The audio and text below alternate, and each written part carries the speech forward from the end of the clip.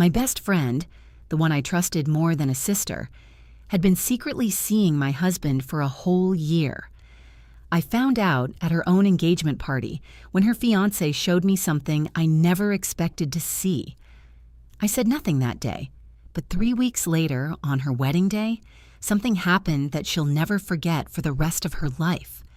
My name is Nashwa, and this is the story of a friendship that turned into betrayal. And the moment the truth finally found its own way out. Harain and I had been friends since childhood. Same school, same college, same neighborhood. People used to say we were like sisters. When I married Hassan, Harain was the happiest person there. She'd even picked out my wedding outfit herself. Hassan and I had been married for 3 years. Life was normal. Harain was in and out of our house all the time, sometimes helping cook, sometimes just sitting and talking. I never suspected a thing because there was no reason to. She was my closest friend.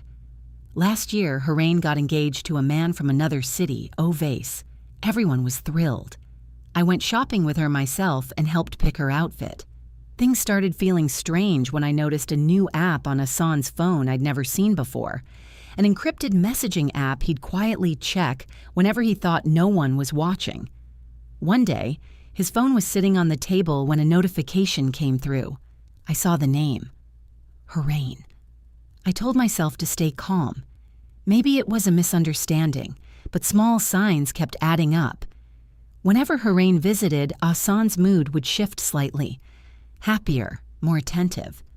One night, as Harain was leaving, I caught the two of them pausing at the door, looking at each other the way friends simply don't.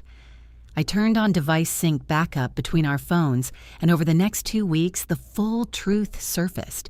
Messages, dates, photos they'd sent each other, and a voice note where Harain herself said, "Let's meet one more time before the wedding." I didn't create a scene at home. I saved everything in one place, screenshots, dates, voice notes, and waited in silence. I knew that if I confronted them right away, it would just become an argument. The two of them would deny everything together, and I'd be the one accused of imagining things. I needed a moment where the truth could speak for itself, with no room for doubt. That moment arrived on its own, at Harain's engagement party. Without knowing what I already knew, Ovais showed me a photo on his phone that had accidentally synced from Harain's cloud storage, connected to both their devices, the same hotel photo I'd already saved. Ovais was confused. Why is Harain with Hassan here? That was the moment I decided. The truth would come out on the wedding day. The hall was full. Harain, dressed in her bridal outfit, glowed with happiness. Ovais sat on the stage, and I sat among the guests in my usual seat, completely calm. Right after the nikah, when it was time for both families to receive congratulations, I was also handed the microphone, as the bride's closest friend. I took the mic, smiled, and said, "Harain and I have been friends since childhood. On this happy occasion, I only hope that no hidden truth becomes the foundation of this marriage."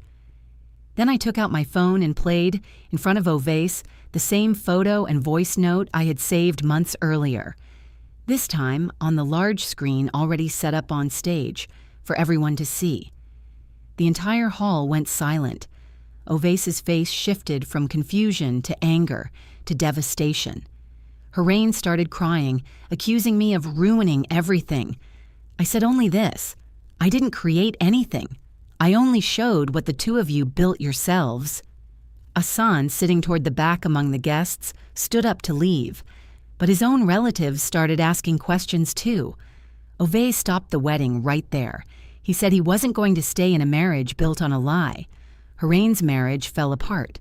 Ovais ended the engagement, and within weeks, Harain's own family learned the full truth as well. Hassan and I didn't last much longer either. I filed for divorce, not out of anger, but out of the understanding that a marriage built on a lie has no real foundation to stand on. People say, "I did something terrible by doing this on her wedding day." I say the truth never picks a bad time. It just feels bad for the people who get caught in it. Today I'm living my life on my own terms, free of any friendship or relationship built on lies.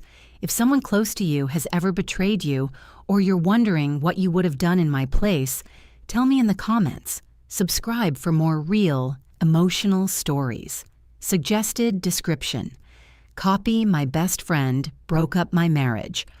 Her own wedding fell apart. Instead, my closest friend secretly saw my husband for over a year. I didn't scream.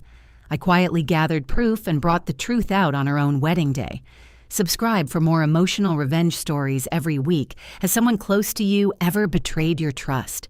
Share your story below.